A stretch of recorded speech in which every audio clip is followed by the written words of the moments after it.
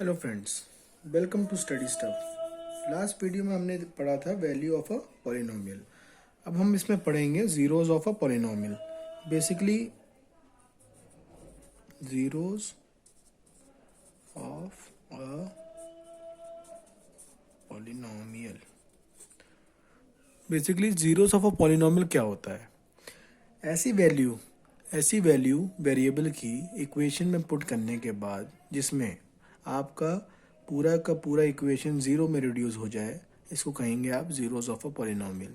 जैसे आपने values of a polynomial में जैसे वैल्यू निकालने के लिए आपने कोई भी फंक्शन लिया था f x which is equal to कोई भी फंक्शन ले लीजिए 3x² + 2x + 1। इसमें आप कोई भी वैल्यू पुट करते हैं, फॉर एग्जांपल पुट करते हैं आप एफ ऑफ ज़ीरो, तो ये जो है ये रिड्यूस हो जाएगा आपका 1 में। तो ये बेसिकली हमें इसे नहीं कह सकते कि ये जीरोज ऑफ अ पॉलिनोमियल है, क्योंकि जीरोज ऑफ अ पॉलिनोमियल एक ऐसा नंबर होता है, एक ऐसा सब्स्टिट्यूशन होता है एक्स का, जहाँ पे एक्स की एक वैल्यू मान लीजिए अल्फ़ा है। अल्फ़ा पे अगर अल्फ़ा हम पुट कर देते हैं इसमें, तो ये जो आपकी इक्वेशन है ये रिड्यूस हो जाए किसमें? ज़ीरो पे। इसको कह देंगे हम zeros of a polynomial. Secondly, कोई भी फंक्शन आप अज्यूम करिए x² + 3x + 2, इसको आप मान लीजिए एफ एक्स। अब आप एक काम करिए, इसमें कोई भी वैल्यू पुट किसी भी पॉइंट पे वैल्यू निकालिए, फॉर एग्जांपल x = 1 पे। तो f ऑफ 1 आपका हो जाएगा 1² + 3 of 1 + 2 which is equal to 6 and which is not equal to 0। तो ये हम कह सकते हैं कि x = 1 पे जो वैल्यू आई that is not equal to 0, hence it is not a zero of a polynomial. Secondly, अगर आपको जीरो ऑफ अ पॉलिनोमियल निकालना है तो आपको ऐसी वैल्यू चुननी पड़ेगी, ऐसी वैल्यू आपको लेनी पड़ेगी जिस पे ये फंक्शन आपका वैल्यू इसकी रिड्यूस होके आ जाए ज़ीरो। तो आपको बेसिकली यहाँ पे कौन सा मेथड लगाना पड़ेगा? इसमें लगाना पड़ेगा आपको हिट एंड ट्रायल मेथड।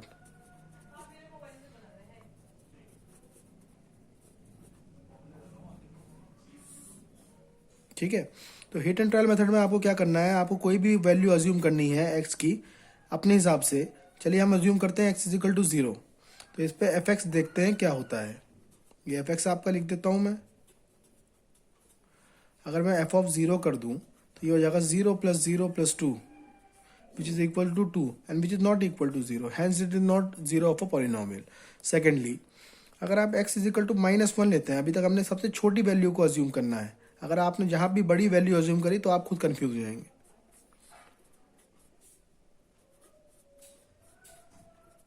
तो इस पर ये आ गया -1 का स्क्वायर 1 होता है, और ये -3 इंटू -1 बराबर -3 होता है। इसमें 2 आपने जोड़ दिया, ये आ गया आपका 0। Hence we can say that कि ये जो वैल्यू है जिस पे 0 आया है, ये वैल्यू होगी आपका zero of a polynomial.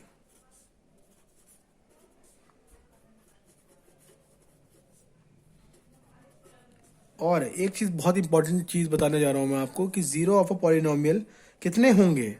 For example, zero of a polynomial depends, ये आपकी बुक में नहीं दे रखा एनसीईआरटी की। जीरोज ऑफ अ पॉलिनोमियल किस पे डिपेंड करता है? It depends on degree. For example, अगर कोई लीनियर पॉलिनोमियल, मैं आपको पढ़ा चुका हूँ पहले भी लीनियर पॉलिनोमियल क्या होता है, जिसकी डिग्री 1 होती है। लीनियर पॉलिनोमियल में डिग्री 1 होती है। तो basically zeros of a polynomial वो किस पे डिपेंड करता है? डिग्री पे।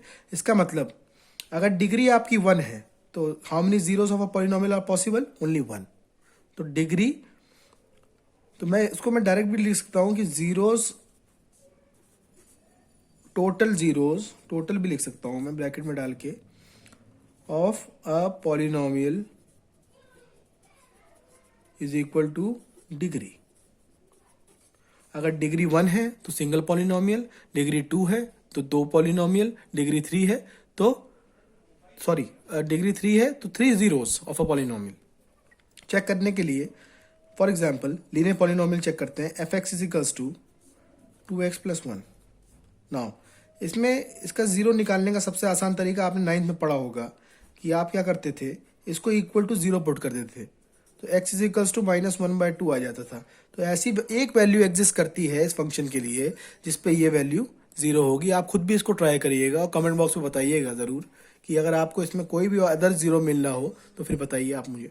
वैसे इसमें एक ही ज़ीरो मिलेगा, दो ज़ीरो पॉसिबल नहीं है। तो डिग्री ऑफ अ पॉलिनोमियल से आप ज़ीरोज़ को भी रिलेट कर सकते हैं। कहने का मतलब ये है कि अगर ज़ीरोज़ आपको निकालना है that will be directly dependent upon the degree of a polynomial. अगर डिग्री 1 है तो ज़ीरोज़ भी 1 होंगे, डिग्री 2 है ज़ीरोज़ भी 2 होंगे।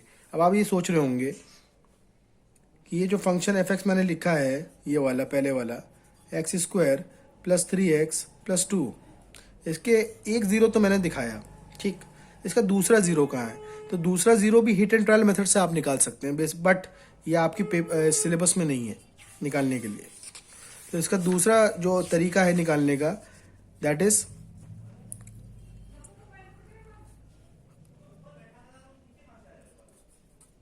Roots of a quadratic equation. क्योंकि इस टाइप की इक्वेशन को आप पता ही होगा आपको, इसकी डिग्री 2 है और आपने इसको पहली वाली वीडियो में देखा होगा कि इसमें मैंने बताया था कि लीनियर क्वाड्रेटिक और क्यूबिक पॉलिनोमियल क्या होते हैं। तो पहली वाली वीडियो से अगर आपने याद होगा कि डिग्री 2 वाले पॉलिनोमियल को हम लोग क्या कहते हैं? क्वाड्रेटिक इक्वेशन या क्वाड्रेटिक पॉलिनोमियल। इसके रूट्स निकालने के लिए बेसिकली आपको पहले क्वाड्रेटिक इक्वेशन को रिप्रेजेंट करना पड़ेगा स्टैंडर्ड फॉर्म में। तो क्वाड्रेटिक इक्वेशन स्टैंडर्ड फॉर्म में कैसे रिप्रेजेंट करी जाती है? It is represented by ax square plus bx plus c is equals to 0, where a b c are what coefficients और कॉन्स्टेंट्स, एनीथिंग कोफिशिएंट्स और कॉन्स्टेंट्स। कॉन्स्टेंट भी बोल सकते हैं लेकिन coefficient of x square, x और एक्स की power 0, शायद आपको याद हो तो। और इसमें एक्स स्क्वायर, एक्स और एक्स की पावर 0 आर वेरिएबल्स। तो अगर मान लीजिए, ये मान क्या लीजिए आप, इसको पता ही होगा आपको कि डिग्री 2 है तो इसमें कितने ज़ीरोस होंगे? इसमें 2 ज़ीरोस होंगे। अब मैंने आपको बताया था कि दोनों ज़ीरो निकालने के लिए, दोनों ज़ीरो को आप बेसिकली या आप ज़ीरोस बोलिए या आप बोलिए रूट्स, दोनों बात एक ही है। ज़ीरोस भी बोल सकते हैं, रूट्स भी बोल सकते हैं। बेसिकली ज़ीरोस और roots are that value of the variable.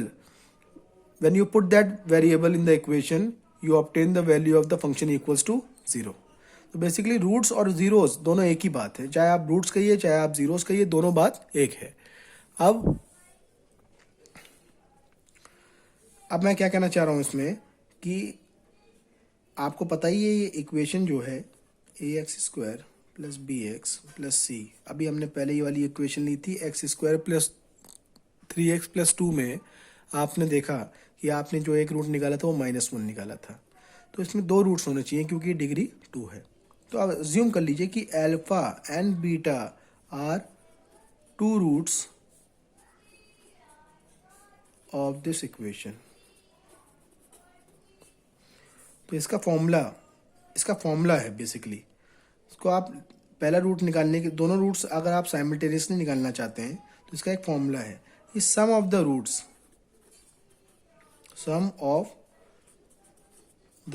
Roots is equals to minus b upon a, where minus b is coefficient of x and a is coefficient of x square and these both are constants. And product of roots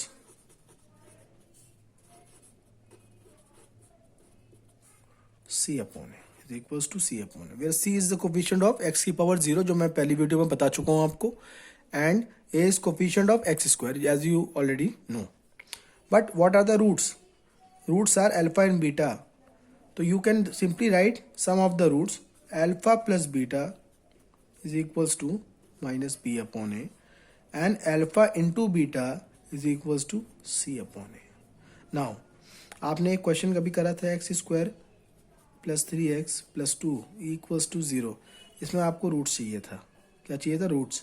अब आपको पता है पहला root किया, मैंने आपको दिखाया था 0 निकाल के, -1 पे पहला, इसका -1 पहला रूट था, तो हम लोग उसको छोड़ देते हैं, उसको छोड़ के डायरेक्ट फॉर्मूला लगाते हैं। तो अल्फा प्लस बीटा, हमें नहीं पता दोनों रूट्स कौन से हैं, माइनस बी अपॉन, इसमें बी क्या है? 3, और माइनस बी मतलब -3, और ए क्या है 1, एक्स स्क्वायर के साथ क्या है 1, and alpha into beta is equal to c upon a, c क्या है 2 और बी क्या है, ए क्या है 1। तो ऐसे कौन से दो नंबर हैं, ऐसे कौन से दो नंबर हैं जिसका सम -3 आए और प्रोडक्ट जो आए वो 2 आए? सोच के बताइए, ऐसे कौन से दो नंबर्स हैं जिसका प्रोडक्ट 2 आए और सम -3 आए? तो हम सिंपली देखो, ये हिट एंड ट्रायल मेथड इसमें आप इसमें भी लगा सकते हैं आप आसानी से। ऐसे दो नंबर्स कौन से हैं? तो आपको भी पता है, मुझे भी पता है, ये दो नंबर जैसे -2 एंड -1 है। जब दोनों को आप जोड़ेंगे तो आपको -3 मिलेगा, और जब दोनों को प्रोडक्ट करेंगे तो आपको 2 मिलेगा।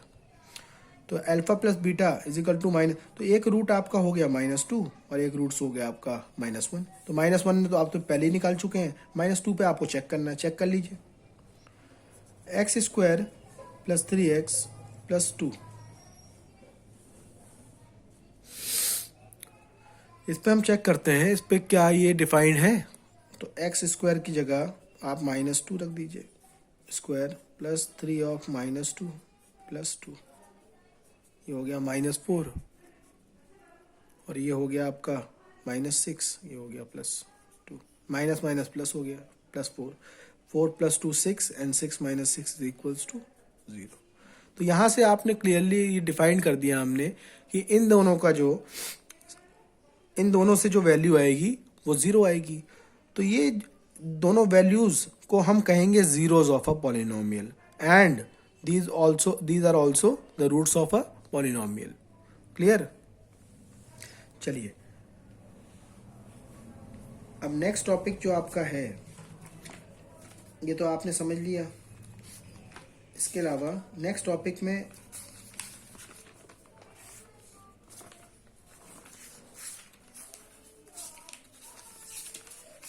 थ्री रूट्स निकालने के लिए आपके सिलेबस में ज़्यादा कुछ तो है नहीं, बट तब भी आप निकालना चाहें तो थ्री रूट्स आप कर सकते हैं। थ्री रूट्स भी बता देता हूँ मैं आपको। अगर आपको थ्री रूट्स निकालना है, अब आपको पता ही है कि मैंने आपको बता ही दिया कि टोटल नंबर ऑफ जीरोस कितने होते हैं किसी भी इक्वेशन के लिए, कितने होंगे, जितनी उसकी डिग्री होगी। ये तो आपको क्लियरली पता ही है ना। अब मान लीजिए आपने लीनियर का तो आपको पता ही, क्लास 9th में आपने पढ़ा था, any equation of the form ax plus b, ये fx है, it is called linear equation. इसके अगर आपको जीरोस या रूट पता करने हो तो आप सिंपली इक्वेशन को 0 पुट कर देते थे और x बराबर आपका हो जाता था -b which is equal to -b upon a। यह आपने क्लास 9th में पढ़ा था, शायद आपको याद हो। दूसरी चीज, अभी मैंने आपको बता दिया क्वाड्रेटिक इक्वेशन के बारे में कि ax square plus bx plus c is equals to 0 is a quadratic equation, and if you want to find the roots of this equation or you want to find the zeros of this equation, what you need to do, you need to assume two roots alpha and beta and apply the formula which is equal to alpha plus beta is equal to minus b upon a, and alpha beta is equals to product of the roots is equals to c upon a, and directly find the roots of the equation. But in case you got an equation like this, ax cube plus bx square plus cx plus d is equals to 0, ठीक है। अगर आपको इस तरह की कोई equation मिल जाती है, इसका रूट निकालना है आपको, तो फिर पहला तरीका तो मैंने आपको बता दिया कि hit and trial method,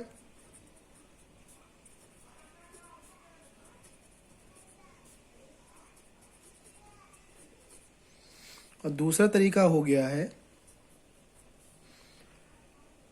formula based.